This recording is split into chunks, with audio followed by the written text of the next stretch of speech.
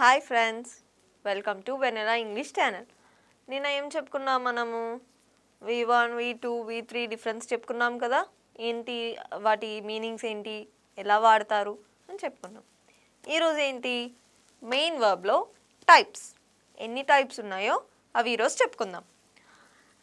Main verb consist of two types or two parts. Main వర్బ్స్లో రెండు రకాలు. ఏంటవి? Regular, irregular. Regular verbs, irregular verbs, right? ఈ irregular అంటే ఏంటి మరి? రెగ్యులర్ అంటే జనరల్గా వాడేవి, ఇర్రెగ్యులర్ అంటే ఎక్కువ వాడేవి. అలానేనా? చూద్దాం, అలానో కాదో చూద్దాం.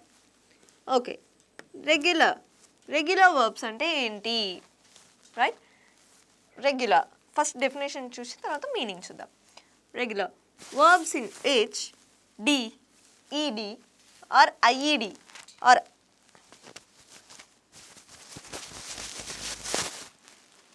verbs in which D, ED or IED are added to the base form. అంటే ఏంటి? verbs in which D or ED or IED are added to base form. ఏమంటున్నారు? ఈ రెగ్యులర్ వర్బ్స్ అనేవి ఎలా ఉంటాయంటే బేస్ ఫామ్కి డి కానీ ఐఈడి కానీ ఈడి కానీ యాడ్ చేస్తే వాటన్నిటిని రెగ్యులర్ వర్బ్స్ అంటారు. ఇందాక మీకు చెప్పాను కదా కొన్ని, అలా అన్నమాట. ఏంటి బేస్ ఫామ్ అంటే ఏంటి మరి? V1 కదా. బేస్ ఫామ్ అంటే ఏంటి ఫ్రెండ్స్? V1. సో V1కి ఏం యాడ్ చేస్తున్నారంట? V2 డి, ఈడి ఆర్ ఐఈడి యాడ్ చేస్తున్నారు. సో ఇలా యాడ్ చేస్తే మనం వాటిని ఏదో అంటాం కదా. ఏమంటాము? V2, V3 ఫామ్స్ అంటాము. అంటే past form, past participle form అంటాం, రైట్? అంటే ఈడి కానీ ఐఈడి కానీ డి కానీ యాడ్ చేయాలి మనం వర్బ్స్కి. ఇందులో కూడా కొన్ని ఎక్సెప్షన్స్ ఉన్నాయి. ఆ ఎక్సెప్షన్స్ ఏంటి, అవన్నీ ఏంటి ఒకసారి చూద్దాం మనం. ఫస్ట్ అయితే V1, V2 రాసేసుకుందాం, రైట్? ఇప్పుడు ఫస్ట్ బేస్ ఫామ్ సపోజ్ ఒక ఎగ్జాంపుల్స్ తీసుకుందామా. ఇందాక మనం రాసాం కదా ప్లే అని, హెల్ప్ అని. హెల్ప్ దీన్ని ఎలా రాస్తాం మనం V2లో? Helped, helping, right? In form బేస్కి ఏమన్నారు ఇక్కడ? దీని డెఫినేషన్ ఏంటి? బేస్ ఫామ్కి డి కానీ ఐఈడి కానీ ఈడి కానీ యాడ్ చేయాలి. సో ఇక్కడ ఏం యాడ్ అయింది? ఈడి యాడ్ అయింది కదా. ఇక్కడ కూడా అంటే బేస్ ఫామ్ ఏం చేస్తుంది? V2, V3 ఫామ్స్ని డిఫర్ చేస్తుంది అన్నమాట, రైట్?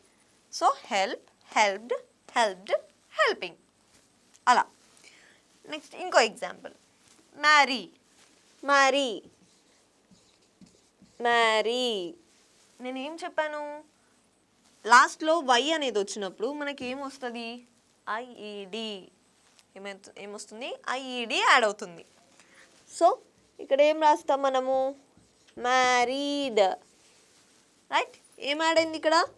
ఐఈడి యాడ్ అయిపోయింది. నెక్స్ట్ V3 ఏం రాస్తాము? Same IED, married. They are married couple అని అంటాం. అంటే మ్యారేజ్ అయిపోయింది, అలా పాస్ట్లో జరిగింది కదా, అలా అనమాట. నెక్స్ట్ V4 ఏం రాస్తాం? మ్యారీయింగ్. అంటే వాళ్ళు ఇప్పుడు మ్యారేజ్ చేసుకుంటున్నారు అనుకోండి, దే ఆర్ మ్యారీయింగ్, అలా. సో ఇక్కడ వై యాడ్ అయింది కదా, అందుకే ఐఈడి యాడ్ చేస్తాం. మరి మీకు ఇంకో డౌట్ రావచ్చు, ప్లేకి వై వచ్చింది కానీ అక్కడ ఈడి ఎందుకు రాసాం? మనం నిన్న చెప్పిన దాంట్లో ప్లేయిడ్, ప్లేయింగ్ అని రాసాం. మనం అక్కడ ఈడి ఎందుకు రాసాము?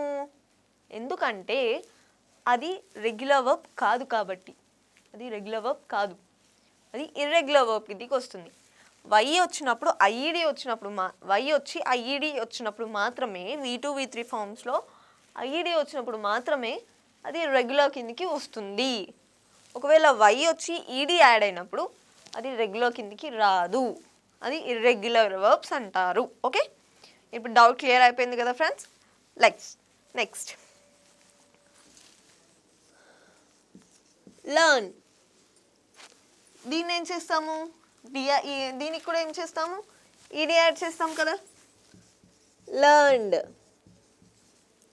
దీనికి సేమ్ లర్న్డ్, దీనికి లర్నింగ్ అంటారు. Learning, learn, learned, learned, learning, right. ఇలా అన్నమాట. ఇక్కడ కూడా ఏమైనా యాడ్ అయింది, ఈడి, ఇక్కడ ఇంగ్ ఫామ్, అది తెలిసిందే మనకి. నెక్స్ట్ ఇంకోటి చూద్దాం, క్లచ్. ఏంటి క్లచ్?